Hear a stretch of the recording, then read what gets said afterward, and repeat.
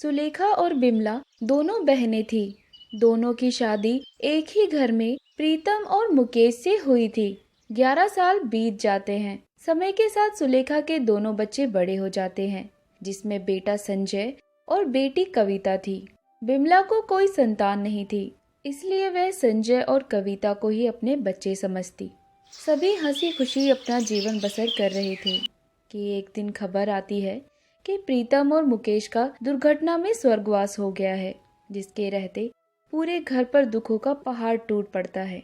10 साल के संजय पर अब घर की जिम्मेदारी आ जाती है, जिसके रहते वह अपनी स्कूल की पढ़ाई छोड़कर काम ढूंढने घर से बाहर निकल पड़ता है। बाहर काम करके वह जो रुपए लाता उसी से घर चलता। समय गुजरता है। अब संजय एक ड्राइवर की नौकरी करता है।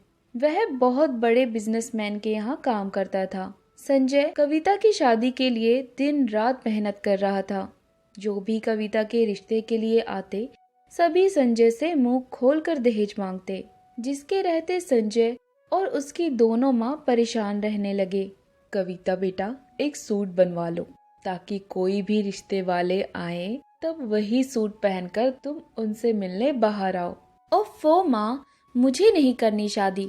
आप संजय भैया की दुल्हन लाने का सोचिए। मैं नहीं जाऊंगी आपको छोड़कर कहीं भी। अरे बिटिया, ऐसा नहीं कहते। शादी से तो राजा की बेटी भी नहीं बची। शादी जिंदगी का बहुत अहम पड़ाव है, जिसे निभाना बहुत जरूरी है। सभी बातें कर रहे थे कि तभी संजय आता है और कहता है, अरे माँ, यह लो सब्जी। आज कविता को देखने रिश्ते वाले आ रहे हैं। आप आज कुछ अच्छा बनाना। रिश्ते वाले? नहीं भैया, मुझे शादी नहीं करनी। वैसे भी रिश्ते वाले आते हैं और आपसे बहुत दहेज मांगते हैं। मुझे ये अच्छा नहीं लगता। मुझे आप पर बोझ नहीं बनना। मैं यही रहूंगी आप सभी के साथ। अरे पगली, बहन कभी अपने भाई पर बोझ नहीं होती। तुम अपना वो हरे रंग का सूट पहनना, देखना मेरी बहन उसमें बहुत सुंदर लगेगी। सभी तैयारियों में लग जाते हैं। शाम को रिश्ते वाले संजय के घर आते हैं। सुलेखा बिमला को बुलाती है। जी, आपकी बेटी हमें बहुत पसंद है, पर रिश्ते की बात आगे बढ़ाने से पहले आप ये बताइए, मेरे बेटे को दहेज कितना देंगे? मेरा एक लौता बेटा है और भगवान की दया से बहुत अच्छी कंपनी में काम करता है, इसलिए आप मेरे बेटे को एक गाड़ी तो जरूर देना। माँ जी, आप तो जानती है मैं एक मामूली सा ड्राइवर हूँ। गाड़ी खरीदना मेरे बस का नहीं। अगर तुम मेरे बेटे को एक मामूली कार नहीं दे सकते तो हम ये रिश्ता नहीं करेंगे। ऐसा ना कहिए माँ जी। आप तो जानती हैं मेरा बेटा एक ड्राइवर है। हमारी इतनी हैसियत नहीं है कि हम एक गाड़ी खरीद सके। आप कृपया अपनी मांग वापस ले लीजिए बहन जी। भैया, मुझे ऐसे लोगों के घर नहीं जाना जो मेरे घर वालों को इस तरह बेइज्जत करे। यह कहकर कविता रोते हुए वहां से चली जाती है।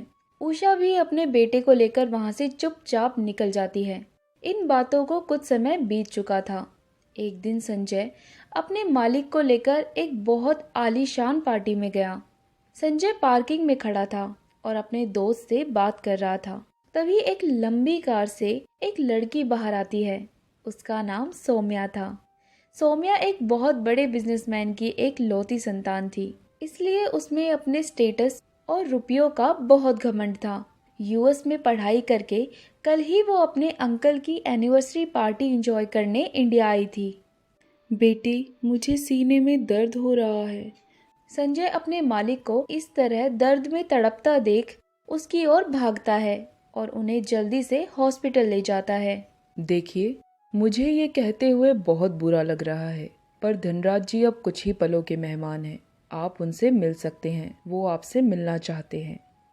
यह सुनकर सौम्या पर जैसे दुखों का पहाड़ टूट पड़ा।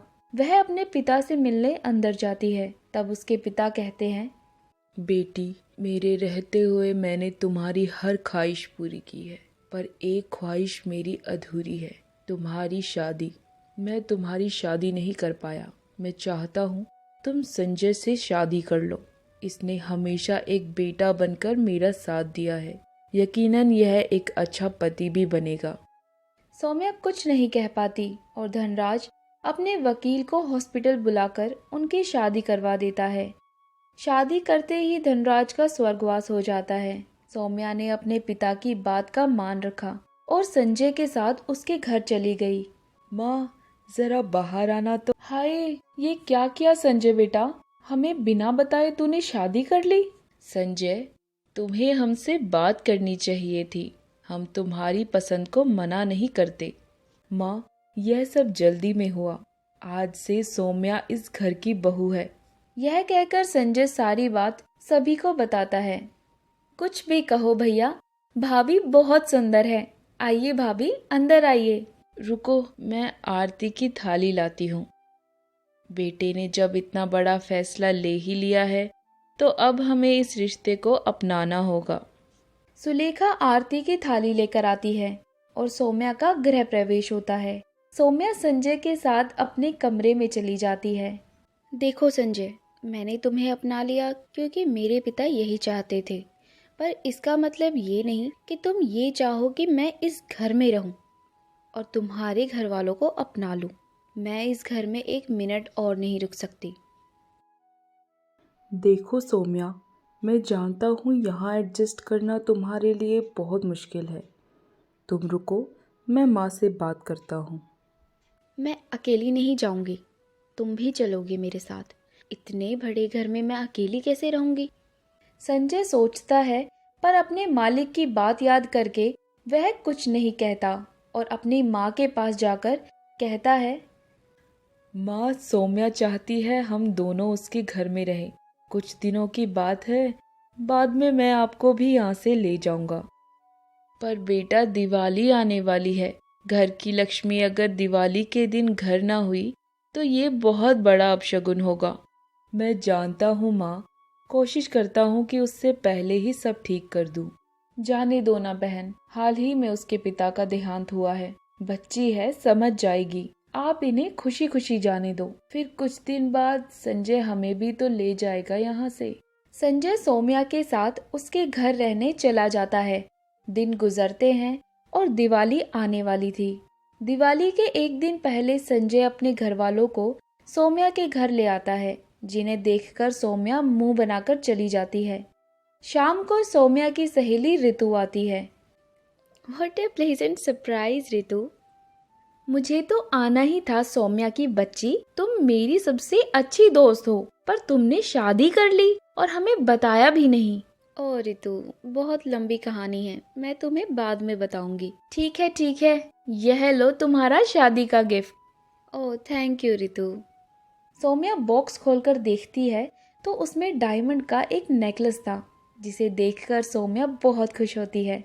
तभी कविता चाय ले आती है और कहती है, वाओ भाभी, यह तो बहुत सुंदर है। ऋतु के जाते ही सौम्या अपने कमरे में चली जाती है। शाम होती है, सभी दिवाली की तैयारियों में लगे थे। सौम्या रेडी होकर अपना नेकलेस ढूंढती है, पर उसे वह नहीं मिलता। वह जोर जोर से चिल्लाकर सभी घर वालों को बुलाती है। क्या हुआ सौम्या, इतनी तेज क्यों चिल्ला रही हो? संजय, तुम्हारे घर वाले चोर हैं। इन्होंने मेरी फ्रेंड का दिया डायमंड का नेकलेस चुराया है। नहीं सौम्या, मेरे घर वाले ऐसे नहीं हैं। तुम्हें कोई गलतफहमी हुई है। संजय ना चाहते हुए भी सभी घर वालों की तलाशी लेता है। तभी कविता के बैग से उसे डायमंड सेट मिलता है, जिसे देखकर सौम्या आग बबूला होकर कविता को खरी खोटी सुनाती है। कविता रोने लगती है। सुलेखा और बिमला के बहुत कहने पर भी सौम्या एक पल नहीं मानती। मुझे आप लोगों से ये उम्मीद नहीं थी। कविता, तुम्हें कुछ चाहिए था तो तुम मुझे कहती। यह सब करके तुमने मुझे बहुत चोट पहुंचाई है। भैया, मेरा यकीन करो, मैंने ऐसा कुछ नहीं किया है। भाभी को गलतफहमी हुई है भैया, मैं ऐसा कुछ नहीं कर सकती। सौम्या किसी की नहीं सुनती और सभी को घर से बाहर निकाल देती है। दिवाली के दिन तीनों माँ बेटी सर्द हवा में घर से बाहर बिना किसी सहारे के जा रहे थे। कविता बेटी, हमें तुम पर पूरा यकीन है, तुम ऐसा बिल्कुल नहीं कर सकती। जरूर बहू को ही कोई गलतफहमी हुई है। रो मत मेरी बच्ची। रात को जैसे ही संजय अपने कमरे में जा रहा था, उसने देखा सौम्या किसी से बात कर रही है और कह रही है, thank you so much Ritu, तुम्हारा बताया हुआ प्लान सक्सेस रहा। आज तू ना होती तो मुझे इन गवार ससुराल वालों को जिंदगी भर झेलना पड़ता। भाई मुझे तो बहुत मजा आया जब संजय ने उन्हें धक्के मार के घर से निकाला। मुझे तुमसे ये उम्मीद नहीं थी। मैंने सोचा एक बिना बाप की बच्ची को सहारा मिल जाएगा। आज तक जिसने माँ का चेहरा तक नहीं देखा, मेरी दोनों माँ उसे माँ का प्यार देती। और कविता तुम्हें भाभी से ज्यादा दोस्त समझने लगी थी, पर तुमने बहुत गलत हरकत की है। मेरा तुमसे कोई रिश्ता नहीं है। मैं जा रहा हूँ ये घर छोड़कर। संजय के इतने क्रोध से भरे जवाब से सौम्या डर जाती है और उसे अपनी गलती का एहसास होता है और वह संजय से बहुत मिन्नत करती है। संजय उसे माफ कर देता है। दोनों अपने घर वालों को ढूंढने जाते हैं, जहाँ बिमला, सुलेखा और कविता एक पेड़ के नीचे बैठे हुए मिलते हैं। सौम्या अपनी गलती की माफी मांगती है और कविता को गले लगाती है। सभी घर वाले उसे माफ कर देते हैं और दिवाली धूमधाम से मनाते हैं। ऐसी मजेदार कहानियाँ देखने के लिए हमारे चैनल को सब्सक्राइब करें और बेल आइकन दबाना ना भूलें।